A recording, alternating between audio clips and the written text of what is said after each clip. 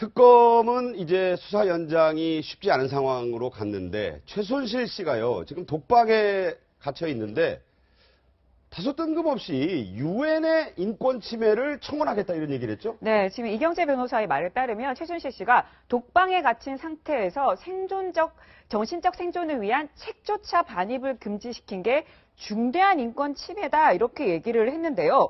아니 책조차 못 보는 상황인 줄은 전혀 몰랐네요.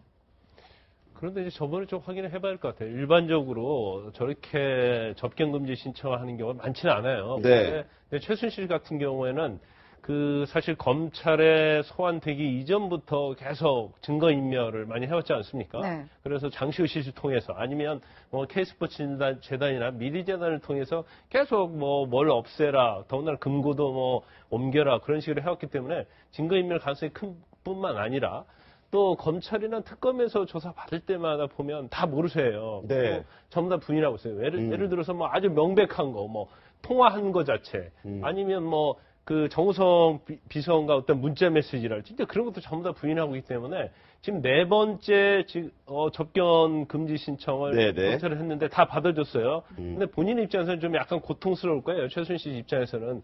그렇지만 법원에서 이렇게 받아줬다는 것은 상당히 증거인멸 우려가 있다. 네. 그런데 대부분 이제 증거인멸 우려에서 금지하는 것은 어떤 서류, 서면, 그런 겁니다. 그리고 필요한 물품이나 네. 먹을 수 있는 것들은 금지를 하지는 않아요. 그런데 네. 아마 책 자체도 반입을 금지했다고 하는데 서류나 그런 건 금지할 수가 있는데 아마 책 자체 내에서도 어떤 문제가 있기 때문에 금지를 하는 것인지 그 부분은 좀 그전에도 보면 또 그 최순실 변호사 이경재 변호사가 좀 사실과 다른 얘기를 좀 해왔거든요. 네.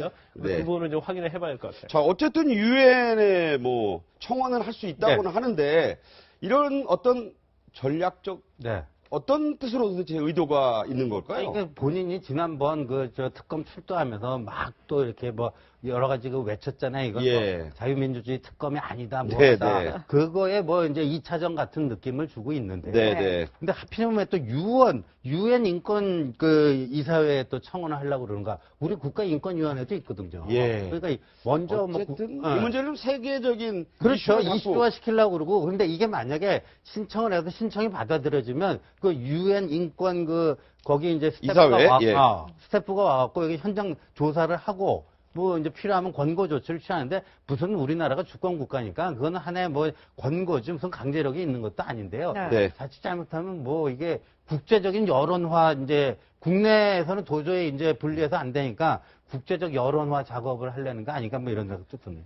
자, 특검이 마무리되면서 여러 뒷얘기가 나오고 있는데 이 가운데 여러분들 기억하실 겁니다. 최순실 씨에게 X 하네라고 외쳐서 유명해진 환경미화원 아주머니 있죠. 당시 그 상황으로 한번 돌아가 보겠습니다.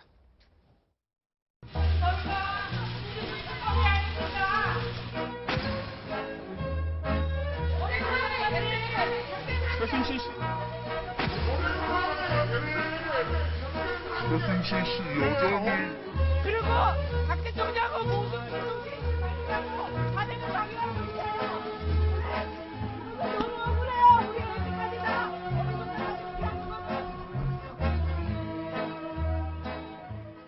날이죠. X 아내라고 말한 이 임혜순 씨가 바로 그날 같은 날 화장실 청소를 하다가 최순실 씨를 또 만났다고 합니다. 네, 특검에서 그랬다는 거죠? 네, 그때 분위기 어땠는지 직접 들어보시죠.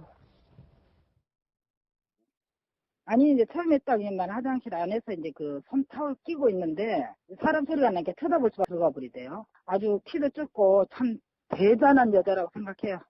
통이 너무 크다는 얘기죠. 우리 전라도 말로 통이 진짜 아주 배 밖으로 나온 여자라.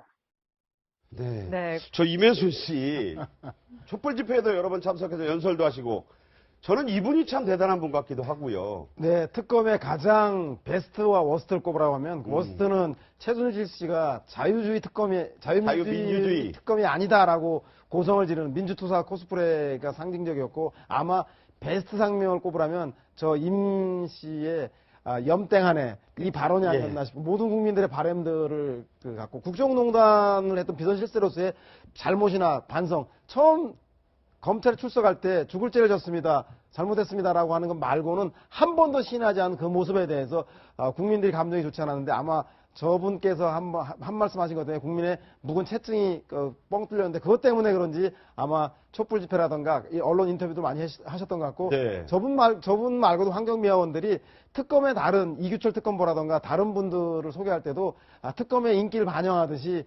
양치하다가도 청소하시는 분을 만나더라도 양치를 중단하고 90도 인사를 하면서 아주 따뜻한 인간 면모를 보여줬다든가 하면서 특검 이면에 있는 소식들을 전해주면서 국민들에게 훈훈한 감동을 전해준 사건이었던 것 같은 생각입니다. 자, 이 특검 뒷얘기 중에 빼놓을 수 없는 게 바로